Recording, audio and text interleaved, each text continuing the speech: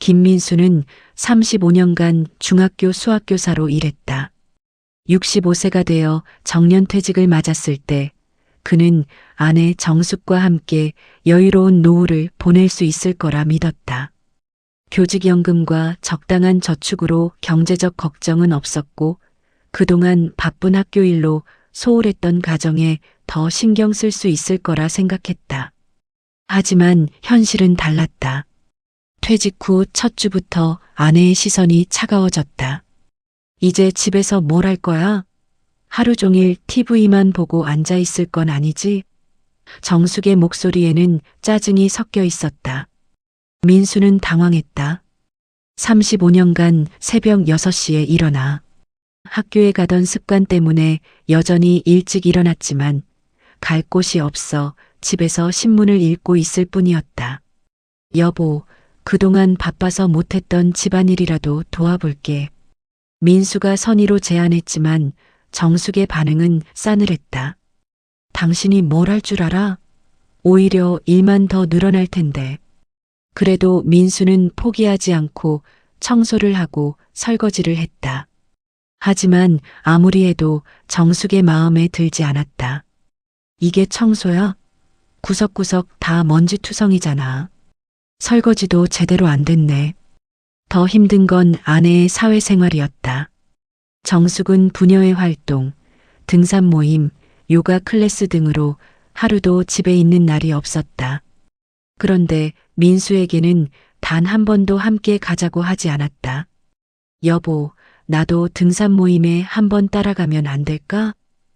민수가 조심스럽게 물었을 때 정숙은 고개를 저었다. 여자들끼리 만나는 자리에 남자가 왜 와? 당신도 친구 만들어서 나가. 집에서 빈둥거리지 말고.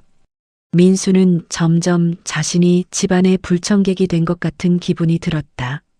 35년간 교직에 헌신하며 가족을 위해 살아왔는데 이제는 집에서조차 환영받지 못하는 존재가 되었다. 아내는 밖에서는 활기차게 웃으며 친구들과 시간을 보내지만 집에 돌아오면 민수를 보는 눈빛이 귀찮다는 듯했다. 어느 날 저녁 정숙이 부녀회 모임에서 늦게 돌아왔다. 오늘도 재미있었어? 민수가 관심을 보이며 물었지만 정숙은 피곤하다며 바로 방으로 들어갔다. 민수는 거실에 혼자 앉아 천장을 바라봤다. 내가 뭘 잘못한 걸까? 35년간 성실히 일해서 이제 여유롭게 살 수 있게 됐는데 왜 이렇게 외로울까? 그날 밤 민수는 잠을 이루지 못했다. 아내와 함께 보낼 황혼기를 꿈꿨던 자신이 바보같이 느껴졌다. 정숙에게 자신은 더 이상 필요한 존재가 아닌 것 같았다. 오히려 방해가 되는 존재였다. 이런 생활이 계속된다면 앞으로 몇 년을 더 버틸 수 있을까 하는 생각이 들었다. 퇴직 3개월이 지나면서 상황은 더욱 악화되었다. 민수가 그동안 관심 있었던 사진 촬영을 배우고 싶다고 하자 정숙은 노골적으로 불쾌감을 드러냈다. 이 나이에 사진이 뭐야? 카메라 사는데 돈이 얼마인데? 그 돈 있으면 생활비에 보태는 게 낫지 않아? 민수는 당황했다. 여보, 우리 경제적으로 여유 있잖아. 연금도 나오고 저축도 충분하고 취미 하나 정도는. 하지만 정숙의 대답은 차가웠다. 지금은 그렇지만 나중에 병원비 얼마나 들지 알아? 아프면 돈이 물 쓰듯이 나가는데 지금부터 쓸데없는데 돈 쓰면 어떡해? 더 충격적인 일은 며칠 후에 벌어졌다. 아들 준호와 며느리가 손자를 데리고 놀러 왔을 때였다. 온 가족이 모인 자리에서 정숙이 갑자기 말했다. 준호야, 내 아버지 좀 봐. 하루 종일 집에서 뭐 하는지 몰라. 나는 매일 바깥일로 바쁜데 집에서 혼자 뭘 하고 있는 건지. 순간 식탁이 조용해졌다. 준호는 어색하게 웃으며 아버지도 이제 쉴 때 됐죠라고 말했지만 정숙은 계속했다. 쉬는 것도 좋지만 그렇다고 아무것도 안 하면 되겠어? 동네에서 뭔가 일이라도 찾아봐야지. 건강할 때 움직여야 해. 5살 손자 지훈이가 할아버지는 일 안 해? 하고 순진하게 물었을 때 민수는 얼굴이 빨갛게 달아올랐다. 35년간 교단에서 제자들을 가르치며 성실히 살아온 자신이 손자 앞에서 무능한 할아버지로 여겨지는 것 같았다. 그날 밤 민수는 정숙과 진지한 대화를 시도했다. 여보, 내가 뭘 잘못했나? 35년간 열심히 일해서 이제 조금 쉬려고 하는데 왜 그렇게 나를 몰아세우는 거야? 하지만 정숙의 답변은 예상과 달랐다. 당신만 힘들었어? 나도 35년간 집안일하고 아이들 키우느라 얼마나 힘들었는데. 이제 나도 내 인생 좀 살고 싶어. 그런데 당신이 하루 종일 집에 있으니까 눈치 보이고 불편해. 민수는 아내의 속마음을 처음 알았다. 정숙도 자신만의 시간을 원하고 있었던 것이다. 하지만 그렇다고 해서 자신을 이렇게 대하는 것이 옳을까? 그럼 어떻게 하면 좋겠어? 민수가 물었을 때 정숙은 잠시 생각하더니 말했다. 당신도 뭔가 할 일을 찾아. 취미든 일이든. 나도 내 생활이 있으니까 서로 간섭하지 말고 살자. 결정적인 순간은 그 다음 주에 왔다. 민수가 독서 모임에 참여하고 싶다고 하자 정숙이 폭발했다. 또 돈 쓰는 일이야? 책가, 모임 회비, 교통비. 다 돈이잖아. 차라리 그 시간에 동네에서라도 일자리 하나 구해. 나이 들어서 놀기만 하면 뭐해? 그 말에 민수의 마음에 있던 마지막 끈이 끊어졌다. 35년간 성실히 일해온 자신에게 아직도 돈을 벌라고 하는 아내. 자신의 취미나 관심사는 전혀 존중하지 않는 아내. 그날 밤 민수는 처음으로 진지하게 이혼을 생각해보기 시작했다. 민수는 며칠 동안 고민했다. 38년간 함께 산 아내와 이혼한다는 게 쉬운 일이 아니었다. 하지만 매일 반복되는 갈등과 무시, 존중받지 못하는 현실이 더 이상 견딜 수 없었다. 어느 날 오후 정숙이 요가 수업을 간 사이 민수는 조용히 변호사 사무실을 찾았다. 김 변호사는 중년의 여성으로 차분하게 민수의 이야기를 들어주었다. 선생님, 이혼을 원하시는 이유가 성격 차이와 지속적인 갈등 때문이군요. 상대방의 동의 여부에 따라 절차가 달라집니다. 재산 분할은 어떻게 되나요? 민수가 가장 걱정스러운 부분을 물었다. 결혼 기간 중 형성된 재산은 원칙적으로 반반 나누게 됩니다. 집과 예금, 적금 등이 모두 해당되죠. 다만 교직연금은 민수 선생님 개인 명의라 조금 다를 수 있습니다. 변호사는 현실적인 조언도 해주었다. 우선 거주할 곳부터 알아보세요. 그리고 혼자 살 때 드는 생활비를 계산해 보시고요. 이혼은 감정적인 문제지만 현실적 준비가 없으면 더 큰 어려움을 겪을 수 있어요. 상담을 마치고 집으로 돌아온 민수는 조용히 계산을 시작했다. 집을 팔면 약 3억 원, 절반인 1억 5천만 원이 자신 몫이 된다. 예금과 적금까지 합하면 2억 정도는 확보할 수 있을 것 같았다. 교직연금 월 180만 원과 이 돈으로 혼자 살 수 있을까? 민수는 부동산 앱을 검색해봤다. 전세 8천만 원 정도의 소형 아파트나 보증금 5천만 원 정도의 원룸도 있었다. 충분히 가능하다는 생각이 들었다. 오히려 정숙의 눈치를 보며 사는 지금보다 훨씬 자유롭고 편할 수도 있겠다는 생각이 들었다. 그러던 중 정숙이 대학 동창들과 제주도 3박 4일 여행을 간다고 했다. 당신 혼자서 며칠 지내봐. 내가 없으면 얼마나 불편한지 알게 될 테니까. 정숙의 말에는 일종의 경고가 담겨 있었다. 하지만 민수에게는 좋은 기회였다. 정숙이 여행을 떠난 첫날, 민수는 이상하게 홀가분했다. 아침에 눈을 떠도 눈치 볼 일이 없었고, 커피를 마시며 신문을 봐도 잔소리를 들을 필요가 없었다. 점심에는 그동안 먹고 싶었던 짜장면을 시켜 먹었고 저녁에는 치킨과 맥주로 혼술을 즐겼다. 둘째 날에는 근처 부동산을 둘러봤다. 깔끔한 원룸들을 보면서 이 정도면 혼자 살기에 충분하다는 확신이 들었다. 셋째 날에는 그동안 정숙이 반대했던 카메라 매장에 가서 입문용 카메라를 구경했다. 점원이 친절하게 설명해주는 카메라 기능들을 들으면서 민수는 오랜만에 설렘을 느꼈다. 정숙이 여행에서 돌아온 날 민수는 마침내 결심을 굳혔다. 더 이상 미룰 수 없었다. 여행에서 돌아온 정숙은 기대와 달리 민수가 잘 지낸 것 같자 오히려 불쾌해했다. 혼자 지내보니 어때? 내가 얼마나 고생하는지 알겠어? 하지만 민수의 대답은 정숙이 예상한 것과 달랐다. 여보, 우리 이야기할 게 있어. 우리 이혼하자. 민수가 조용히 꺼낸 말에 정숙은 처음엔 웃었다. 뭔 소리야? 이 나이에 이혼이 뭐야? 하지만 민수의 진지한 표정을 보고 나서야 상황을 파악했다. 정말이야? 진짜 이혼하자는 거야? 38년을 함께 살았지만 이제는 서로를 존중하지 못하는 것 같아.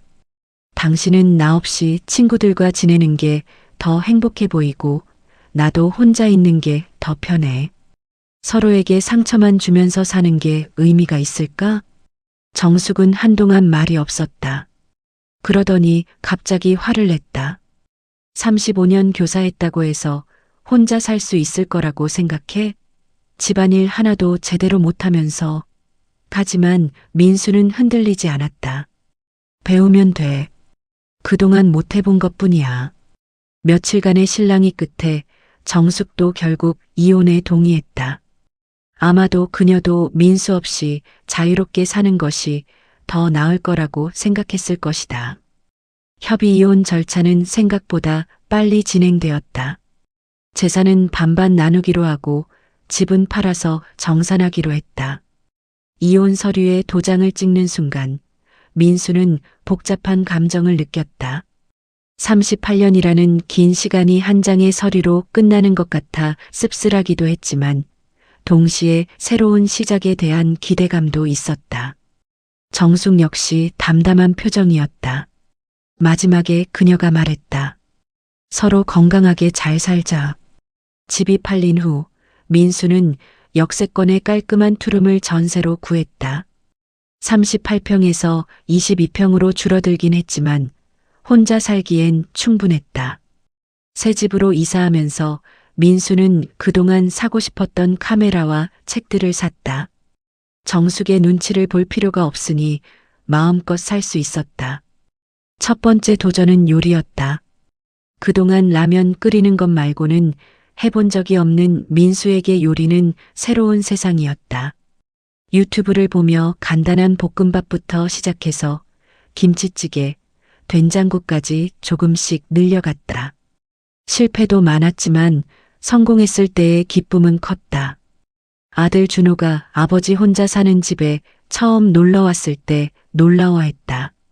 아버지, 정말 혼자서 이 정도로 사세요? 대단한데요. 민수가 직접 만든 김치볶음밥을 먹어본 준호는 맛있어요. 라고 칭찬해줬다. 그 한마디에 민수는 하루 종일 기분이 좋았다. 두 번째 도전은 사진이었다. 그동안 정숙이 반대했던 사진 수업을 등록했다. 65세의 민수는 반에서 나이가 가장 많았지만 젊은 수강생들이 오히려 민수를 존경하는 눈빛으로 봤다.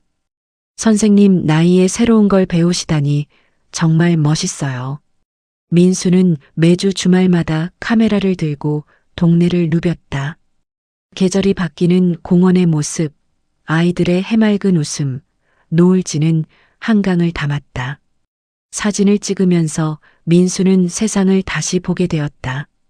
35년간 교단에서만 바라봤던 세상이 이렇게 아름다운 줄 몰랐다. 세 번째 도전은 새로운 사람들과의 만남이었다.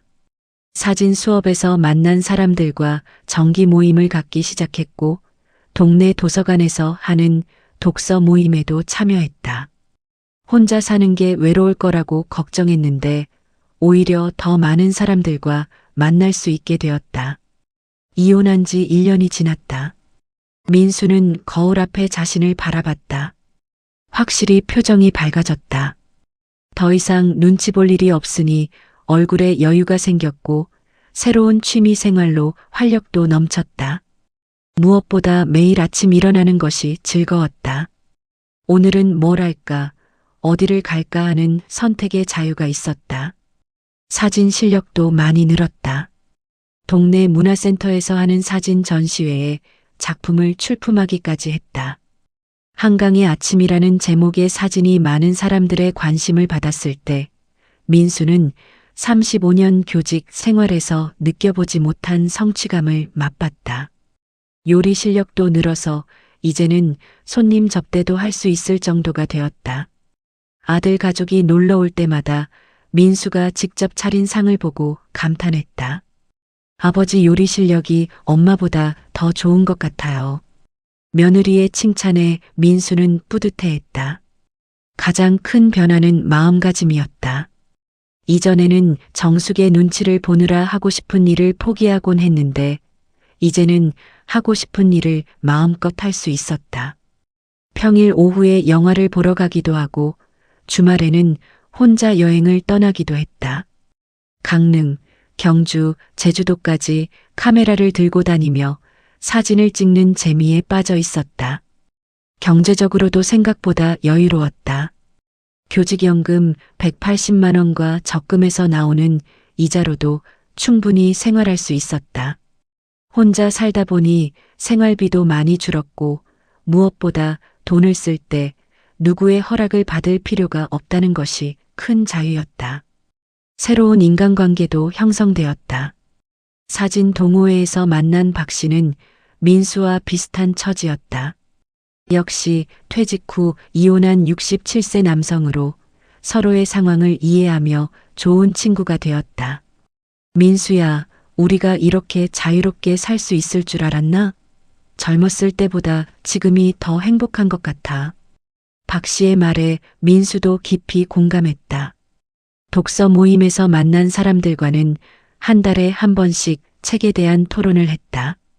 교사 출신인 민수의 해석과 통찰은 다른 회원들에게 좋은 자극이 되었고 민수 역시 다양한 관점을 접하며 시야가 넓어졌다. 건강도 오히려 좋아졌다. 스트레스가 줄어서인지 소화도 잘 되고 잠도 깊게 잤다. 매일 아침 한강변 산책을 하고 주말에는 등산도 다녔다. 정기 건강검진 결과도 양호했다. 어느 날 카페에서 정숙을 우연히 만났다. 1년 만에 본전 아내는 여전히 활기차 보였다. 잘 지내?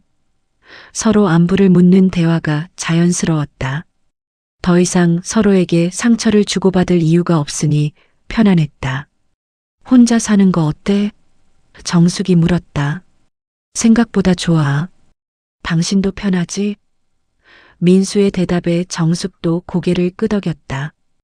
응, 나도 자유로워서 좋아. 서로 잘 된 것 같네. 그날 집에 돌아온 민수는 일기를 썼다. 65세에 새로운 인생을 시작했다. 늦었다고 생각할 수도 있지만 남은 시간을 온전히 내 것으로 살 수 있다는 것이 감사하다. 돈은 줄었지만 자유와 행복은 배가 되었다. 앞으로 몇 년을 더 살지 모르지만 매일매일을 소중히 여기며 살아가야겠다. 민수는 창 밖을 바라봤다. 내일은 새로 산 망원 렌즈로 야생화 사진을 찍으러 갈 예정이었다. 65세의 새로운 시작, 그 모든 것이 가능했던 것은 용기 있는 선택 덕분이었다.